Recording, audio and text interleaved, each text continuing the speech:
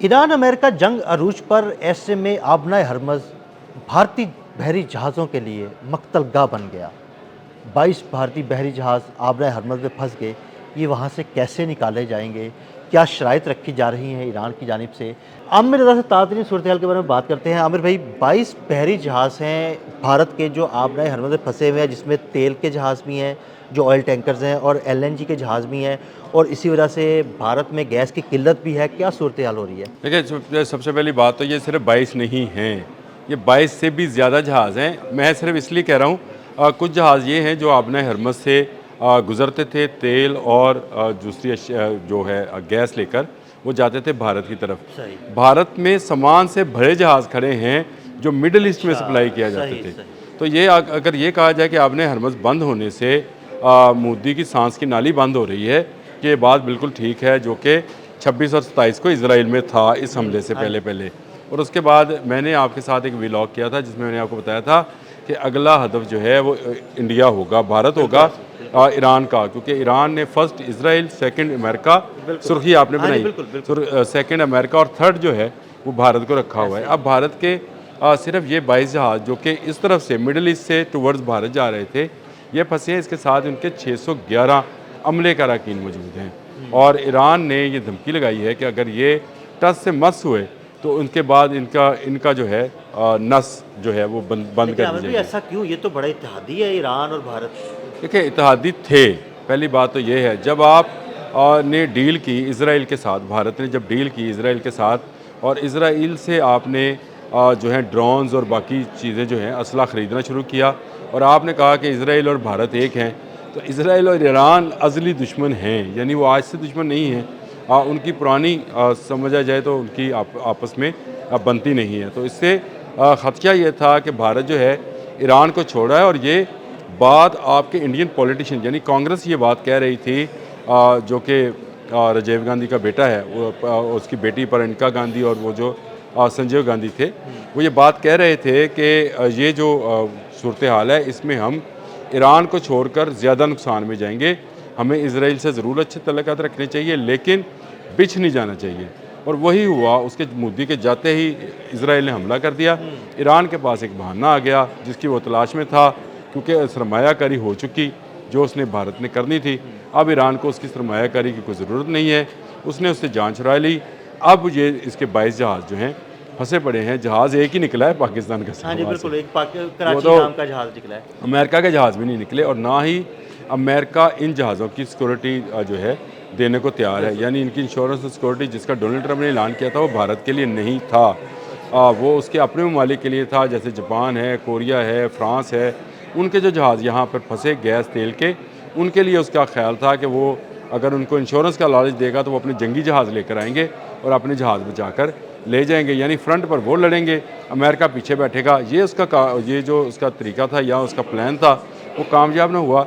भारत ने अमेरिका को खुश करने के लिए 3 ऑयल टैंकर्स रोक रखे हैं ईरान के, ईरान के। और उन पर इल्ज़ाम ये लगाया कि ये गैर कानूनी ऑयल जो है सप्लाई कर रहे सप्लाई कर थे। रहे थे, बिल्कुल। किसको?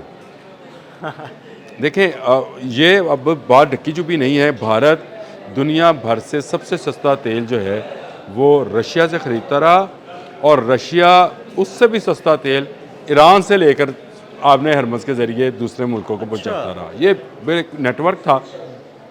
यानी कहा यह जाता था कि ये रशियन ऑयल है, लेकिन उसकी आड़ में ईरानी ऑयल जो था वो जा रहा था, और उसको भारत जो है वो जैसे मीठा मीठा वो कहते हैं हफ हफ करता है, वो खा रहा था। लेकिन जैसे ही जंग शुरू होती है, इसराइल में मोदी तय करके आया था कि ईरानी जहाज़ जब्त कर लिए जाएंगे।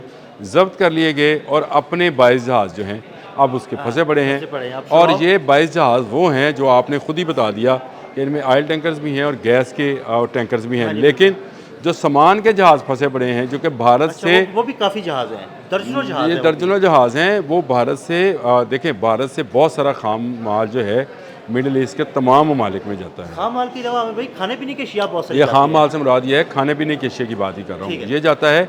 फिर तैयार माल बहुत जाता है। मसलन अगर आप कभी आपको इत्तेफाक हो सऊदी अरब या दुबई में जाने का, तो आपको जगह जगह इंडियन प्रोडक्ट्स नज़र आती हैं। हाँ जी। उनमें मेकअप का सामान भी है, ज्वेलरी भी है, कपड़े भी हैं, वहाँ पे जूते भी हैं, यानी आप जो भी ज़रूरियात ज़िंदगी हैं, भारतीय कंपनी वहाँ पर छाई हुई है, और वहाँ पर वो चीज़ों को फ़रोख्त करती हैं। ये कंपनीज़ जो हैं इनके जहाज़ इस तरह फंस गए और वो जो कंपनीज़ इनको ऑयल और गैस फराहम कर रही थी उनके आमिर आपने भाई, दुबई में भारत से बहुत सारे रियल स्टोन्स भी जाते हैं। नहीं मैं तो आपसे कह रहा हूँ बड़ी कि मार्केट है जो रियल जेवरात स्टोन्स के की। मैंने नाम लिया इसीलिए कि उनका इनके बहुत सारे ज्वेलर्स काम ही ये करते हैं बिल्कुल। सोने का। तो ये अगर आप जाएं मिडिल ईस्ट में जाने का कभी इत्फाक हो, अल्लाह करे सब जाएं, जाकर देख के आएँ, चले मक्का मदीना भी चले जाएं, वहाँ पे भी आपको भारतीय ज्वेलरी मिलेगी और बेपनाह मिलेगी। और इनके सुनहरे जो हैं वहाँ पर दुकानें बकायदा, मैं दुबई सोक पे गया था, गोल्ड सोक पे, तो वहाँ पर बहुत सारे इंडियंस की, मैंने एक इंडियन से ही किसी ज़माने में एक सेट अपनी वालदा के लिए ख़रीदा भी था। तो ये एक मामला जो है अब इनके जहाज़ जो फंसे हैं, जैसे ही जंग थमेगी ईरान इनको भरपूर जवाब देगा। और ये कहना कि भारत और ईरान अब दोस्त हैं, भारत और ईरान अब दोस्त नहीं रहे। भारत और ईरान अब डिफरेंट ब्लॉक में चले गए हैं, यानी भारत आहिस्ता आहिस्ता अमरीकी ब्लॉक को ज्वाइन कर रहा है क्योंकि इसराइल इसके लिए सपोर्ट कर रहा है, और दूसरी तरफ ईरान जो है वो आपको पता है चाइनीज़ और रशियन ब्लॉक में शामिल है। भारत की चाइना के साथ क्योंकि जो है सरहदी तनाज़ात हैं, इसलिए उसकी ज़मीन पर भी कब्ज़ा किया हुआ है, उसका जवाब भी चाइना ने इसको देना है। लेकिन इस वक्त जो सूरत हाल है वो ये है कि अब भारतीय तजारत जो है, जिसका ज़्यादातर इन्हिसार मिडल ईस्ट में सामान फराहम करने में था, कपड़ा, जूते, मैंने जिस तरह से बताया, कॉस्मेटिक्स, अद्वियात, जेवरात, ये सारी चीज़ें जो थीं इस तरफ फंसी पड़ी हैं, और उनका ऑयल और उनकी गैस जो है उस तरफ है। और भारतीय अवाम जो है इस वक्त मोदी के ख़िलाफ़ जो है नारे लगा रही है। शदीद गैस का बहरान पैदा हुआ है भारत में। लाइनें, लंबी लाइनें हैं। अगर आप वो इवन फुटेज चिताएं जलाने के लिए जो है ना, उनको कुछ ऐसे उनके जगह हैं जहाँ पर वो गैस पर जलाते हैं चिताएं ना, तो हाँ, हमें गैस वो मौजूद हाँ नहीं जी है। बिल्कुल बिल्कुल, और उपले जो है ना वो वो इस्तेमाल किए जाते हैं। बर्नर्स हैं, कांग्रेस दौर में बने थे, गंगा किनारे बर्नर्स बनाए गए थे जिनमें वो लाश को डालते हैं और फिर वो राख होके दरिया में चली जाती है। तो वो भी बंद है। तो गैस के इस बहरान में जहां आपको ये सिलेंडर्स की लाइनें लग रही हैं, आने वाले दिनों में मैं आपको बता दूं कि इंडिया की पूरी इंडस्ट्री बंद होने जा रही है, क्योंकि इनके पास ना कुदरती गैस है ना एलएनजी है। एलएनजी आएगी नहीं, ईरान गुजर नहीं देगा, और कुदरती गैस इनके पास है नहीं।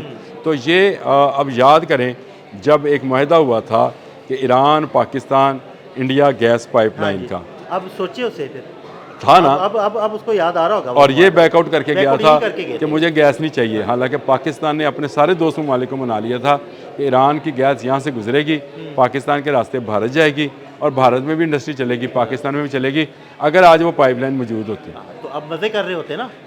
इसका मतलब ये है कि इसने उस वक्त भी ईरान को धोखा दिया था, ये उसके बाद इसने जंग जून में भी धोखा दिया, और अब ये जो जंग है अब भी धोखा दे रहा है। इस धोखेबाज का कला कमा करना ईरानियों का अब पहला मकसद होगा। बहुत शुक्रिया आमिर भाई जी, बिल्कुल मज़ीद ताज़ा अपडेट्स के लिए हमें फॉलो करते रहिए। अदील अहमद और आमिर रज़ा को इजाज़त दीजिएगा। अल्लाह हाफ़िज़।